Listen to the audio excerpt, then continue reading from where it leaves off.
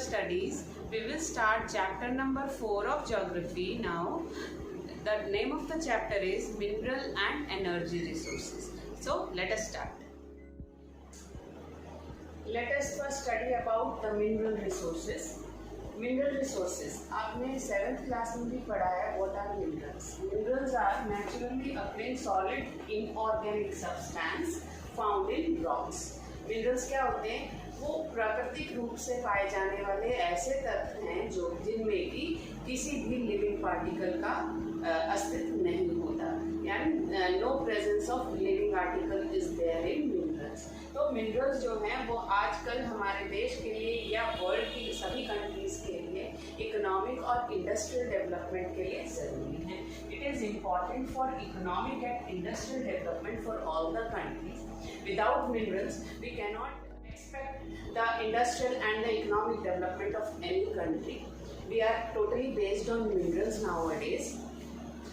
You all know that earth crust has different types of rocks. बहुत सारी rocks होती हैं definite indefinite size, shape, colour, lustre की. तो ये जो अर्थ की क्रस्ट है, ये डिफरेंट रॉक्स जो हैं इसमें डिफरेंट टाइप्स ऑफ मिनरल्स होते हैं. इन रॉक्स में कभी कभी तो एक ही मिनरल की कंसंट्रेशन ज़्यादा पाई जाती है, कभी ऐसा भी होता है कि एक रॉक में एक से ज़्यादा मिनरल्स मौजूद हैं. You all know that minerals are the basis of every country because of economic and industrial development. You all know about different ages of the world. सबसे पहले जो आई थी वो आई थी ब्रॉन्ज एज. ब्रॉन्ज एज का मतलब है जिस समय ब्रॉन्ज का यूज जो है वो सबसे ज़्यादा होता था. कॉपर एज आई उसके बाद. कॉपर का मतलब है तांबा. अभी फिलहाल presently we are in iron age, यानी आयरन जो है वो मैक्सिमम यूज़ किया जाता है इंडस्ट्रीज़ में भी और हाउस होल्ड आइटम्स में भी. आप देखते हैं आजकल हमारी हर एक छोटी से छोटी चीज़ में कहीं ना कहीं आयरन का यूज़ हुआ होता है. अगर आयरन यूज़ नहीं भी हुआ था, for example pens, any plastic article, लेकिन ये जो चीज़ें हैं ये भी कहीं ना कहीं आयरन की यूज़ से ही बनाई होती हैं. फॉर एग्जांपल कोई भी अगर पेन भी बना हुआ होता है तो पेन के लिए जो भी इंडस्ट्रीज या जो भी प्रोडक्शन हाउस है वहाँ पर किसी न किसी मशीन का यूज़ हो रहा होता है जिसमें कि आयरन यूज़ हुआ है. That means iron is the most important mineral nowadays because we are presently in iron age. We have already discussed about the minerals. Minerals क्या है? Naturally occurring solid substance है जो कि inorganic है. लेकिन जो minerals हैं वो रॉक्स में पाए जाते हैं, ये भी आपको पता है. मिनरल्स की अलग अलग शेप्स होती हैं. ऐसा नहीं है कि सभी मिनरल्स एक ही शेप और एक ही साइज़ के होते हैं. आपने देखा होगा रॉक्स जो हैं कभी भी एक साइज़ की नहीं होती. That means all minerals have different shapes. और ये ज़्यादातर मिनरल्स जो हैं वो किन बेसिस पर आइडेंटिफाई किए जाते हैं, पहचाने जाते हैं? These minerals are identified by their hardness, lustre and colour. Hardness मतलब उसकी कठोरता, whether it is a hard mineral or a soft mineral. Lustre यानी चमक, कलर आपको पता है. तो इन 3 बेसिस पर ही मिनरल्स जो हैं वो आइडेंटिफाई किए जा सकते हैं, यानी उनको डिफ्रेंशिएट किया जा सकता है इन 3 बेसिस पर. तो देखते हैं हार्डनेस के अकॉर्डिंगली एग्जाम्पल देखते हैं. हार्डेस्ट जो मिनरल है that is known diamond and the softest mineral is talc. Talc मतलब आपको पता है टैल्कम पाउडर में जो यूज होता है टैल्क. तो डायमंड जो है हार्डेस्ट मिनरल है and talc is the softest mineral on the basis of lustre. Lustre मतलब चमक के अनुसार. क्वार्ट्ज जो है वो एक बहुत ही लस्टरस मिनरल है जो कि मेनली ग्लासेस के बनाने में यूज़ किया जाता है, ग्लास. और on the basis of colour example देखते हैं. Yellow coloured mineral is sulphur और green coloured mineral is emerald. Emerald जो है मेनली ज्वेलरी पीसेस में यूज़ किया जाता है. तो मेनली मिनरल्स जो हैं वो 3 बेसिस पर आइडेंटिफाई किए जा सकते हैं, hardness, lustre and colour. Let us talk about compound. अब कंपाउंड क्या होता है? आपने नाम तो बहुत सुना हो कि ये इसका कंपाउंड है, ये इसका कंपाउंड है, लेकिन एक्चुअली कंपाउंड होता क्या है? Let us see. a substance formed from two or more elements chemically united in fixed proportion is called a compound. एक ऐसा सब्सटेंस जिसमें कि दो या दो से ज़्यादा एलिमेंट्स मिलकर एक नया एलिमेंट फॉर्म करें या एक नई चीज़ फॉर्म करें, एक नया सब्सटेंस फॉर्म करें, that is called a compound. लेकिन एक चीज़ ध्यान रखनी है कि ये जो केमिकली यूनाइटेड होते हैं एलिमेंट्स, वो फिक्स्ड प्रोपोर्शंस में होते हैं। फिक्स्ड प्रोपोर्शंस मतलब एक निश्चित मात्रा में ये एलिमेंट्स जो हैं वो इकट्ठे होते हैं। एग्जाम्पल के लिए आपको एग्जाम्पल से ठीक से समझ में आएगा।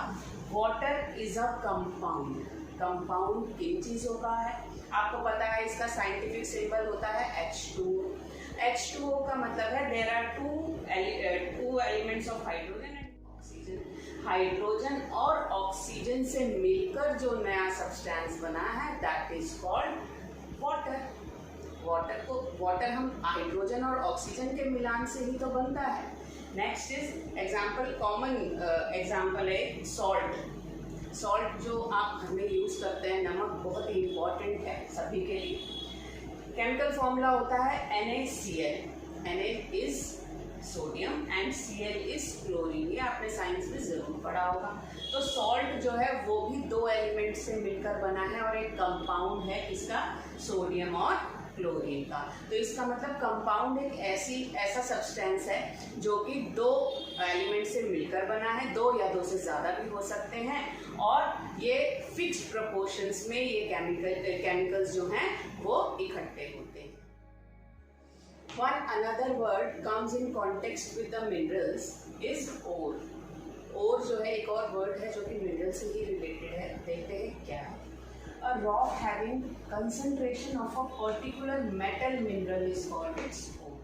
एक रॉक जिसमें कि एक पर्टिकुलर मेटल की क्वांटिटी बहुत ज़्यादा क्वांटिटी में होती है, कंसंट्रेशन जो है, अमाउंट जो है वो बहुत ज़्यादा क्वांटिटी में होता है, उसी को उस मेटल का ओर कहा जाता है। ये जैसे आयरन ओर जो है वो एक पर्टिकुलर रॉक में मिलता है। इसका मतलब है कि उस रॉक में आयरन की मात्रा बहुत ज़्यादा है। लेकिन ओर्स जो हैं वो डायरेक्टली यूज़ नहीं किए जाते। ओर्स को पहले मिनरल्स को एक्सट्रैक्ट किया जाता है, उसमें से इम्प्योरिटीज़ निकाली जाती है इन ओर्स में से, तभी वो मेटल जो है या कोई भी मिनरल जो है वो यूज़ करने के काम आता है। एग्जाम्पल्स हैं ओर के, आयरन ओर में से आयरन की कंसंट्रेशन निकाली जाती है। मैग्नीज ओर में से मैग्नीज निकाला जाता है। कॉपर ओर में से कॉपर निकाला जाता है। और बॉक्साइट ओर में से आप एल्यूमिनियम निकाल सकते हैं। तो इसका मतलब है ओर जो है एक ऐसी रॉक है जिसमें कि किसी एक पर्टिकुलर मिनरल की बहुत ज़्यादा quantity. We have already discussed about mineral resources, compound, ores। अब ये तो हमने सब कुछ जान लिया है, लेकिन कभी सोचा है कि मिनरल्स जो हैं वो कैसे हमारे पास आते हैं? तो मिनरल्स का एक्सट्रैक्शन प्रोसेसेस जो हैं वो अलग अलग हैं।